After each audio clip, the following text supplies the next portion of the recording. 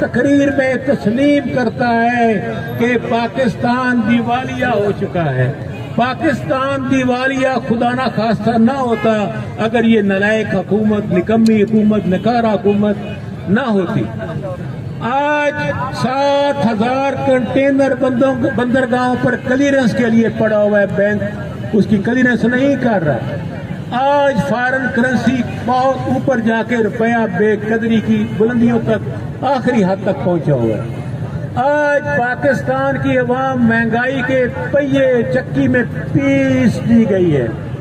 آج پاکستان کے عوام ملک میں معاشی استحکام، معاشی خوشحالی چاہتے ہیں. وہ تبھی ہوگا اگر سیاسی استحکام ہوگا کہ پاکستان میں شدید قسم کی انارکی پھیلی ہوئی ہے. پاکستان میں شدید قسم کی عوام میں مایوسی اور بے چینی پھیلی ہوئی ہے. عوام ان لوگوں پر اعتماد نہیں کرتے جو حکومت کے اقتدار میں چڑھ کر کرسی پر بیٹھے ہوئے. اس کا ایک ہی حل ہے، فل فور قومی صوبائی اسمبلی کے عام انتخابات فری، فیئر، ٹرانسپیرنٹ، جس میں کوئی ادارہ مداخلت نہ کرے. ہم مطالبہ کرتے ہیں الیکشن کمیشن آف پاکستان اپنا آئینی فریضہ ادا کرتے ہوئے عوام کو موقع دے کہ وہ اپنے نمائندوں کا چناؤ اپنی مرضی کے مطابق، آئین کے مطابق کر سکیں. ہم مطالبہ کرتے ہیں کہ تمام مہنگائی جو آپ نے بنا دی ہے ختم کی جائے.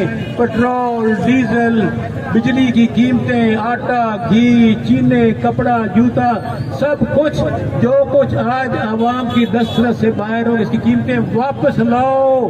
پاکستان کی عوام کو مہنگائی سے بچاؤ. پاکستان کی عوام کو سستا خوراک اور راشن دو. پاکستان کی عوام آپ سے حقیقی آزادی، حقیقی جمہوریت، قانون کی حاکمیت، قانون سب کے لیے ایک جیسا، عدالتوں کی آزادی. آپ نے تو ججوں کو بھی معاف نہیں کیا، پھر ججوں پہ کیچڑ اچھال رہے ہو. پاکستان کے محترم ججوں، ہم آپ کے ساتھ ہیں. ملک کی 22 کروڑ عوام سپریم کورٹ کے اور ہائی کورٹ کے ججز کے پیچھے کھڑی ہوئی ہے. کوئی شخص کسی محترم جج کا بال بیکا نہیں کر سکتا. آج ہم مطالبہ کرتے ہیں کہ خدا کے لیے رحم کرو 22 کروڑ لوگوں پہ.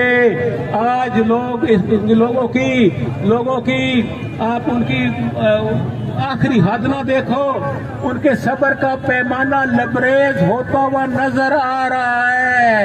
کیسے ہے، کہیں ایسا نہ ہو کہ غصے سے بھری ہوئی عوام آپ کو بہا کر طوفان اور سیلاب کی طرح لے جائے.